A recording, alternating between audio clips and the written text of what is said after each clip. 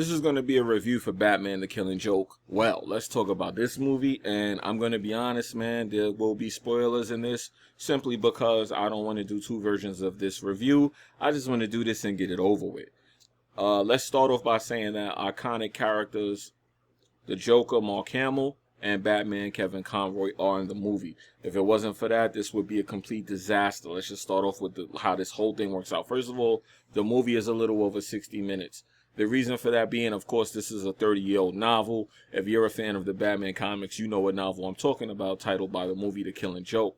Okay, so the movie starts off with about 20 minutes of something that was not in the comics. It's an opening for the movie, giving you a little backdrop for a Batgirl. Now, unfortunately, the Batgirl portion of the movie completely sucks.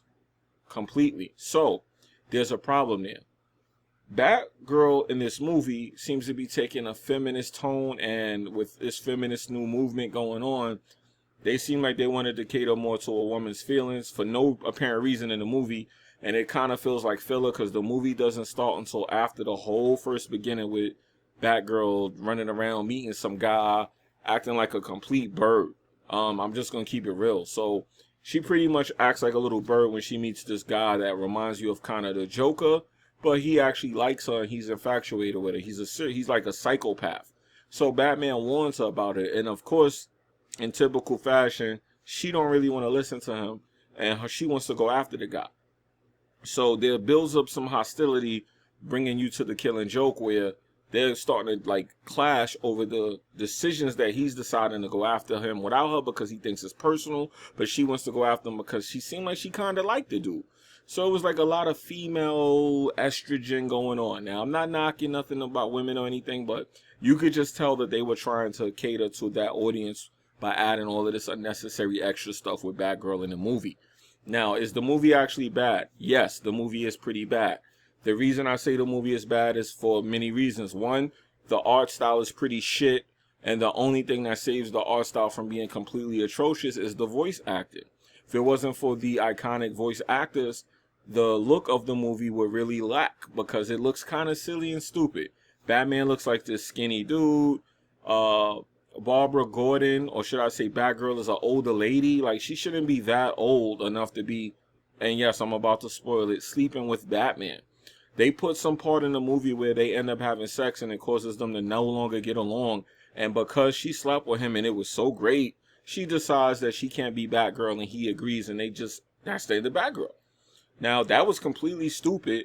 Then we get into the Killing Joke now, where of course you know what happens to her with the Joker, where he comes to her house and he shoots her. Now, for those of you who don't know why the Joker did this, because this is actually in the Arkham Knight game, which you're seeing footage of now, the reason he shot her was because he was trying to turn Batman into a villain and turn the Commissioner into a villain, James Gordon, because he wanted them to have a bad day. Now, the reason for this is he was trying to say one bad day is the difference between a supervillain and a superhero.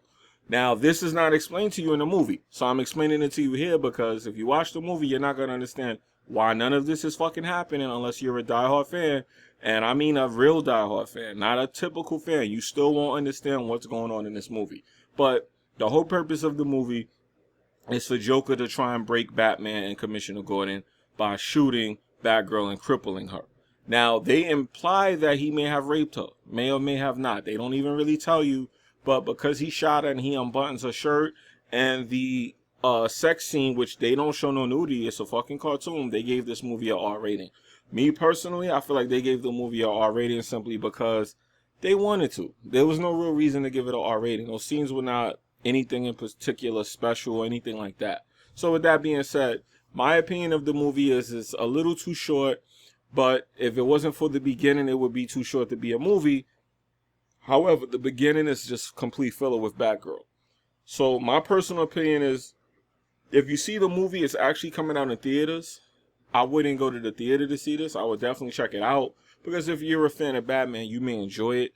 However, most people probably will skip this movie over as one of the movies that's not considered a classic. Now, there are people praising this movie. I hear it, and there are people who hate this movie. I'm going to just give my honest opinion. I think the people who are praising this movie are doing it for corporate reasons. The movie is really not that good. It's not completely terrible, but it's not that great either. And the ending of the movie just was stupid. Batman is trying to be friends with the Joker after he cripples Batgirl. What the fuck is that about? So I don't know. I just didn't like the movie. Me personally, I didn't even want to do a review because I really don't have too much good things to say about the movie. So with that being said, there's Batgirl, the Joker, Batman, and some frivolous other character in the beginning. There's no Nightwing. There's no substance to this movie. It's just, I don't like it. I just didn't like what they did. They act like nobody in this universe existed besides these three characters. You didn't even see Alfred. I mean, come on. So, me personally, I'm going to say skip this movie in my opinion.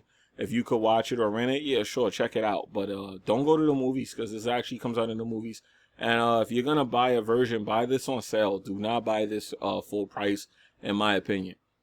This is just me giving you a light review of the movie. I don't want to get into too much of the movie and spoil it for those of you who want to see it, but the key points I did spoil. If you didn't want it spoiled, like I said in the beginning, you shouldn't have watched it. But the key points are shit, so that's why I wanted to do this. So I'm just letting you guys know.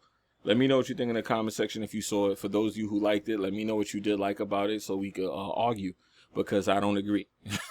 I'm out of here later.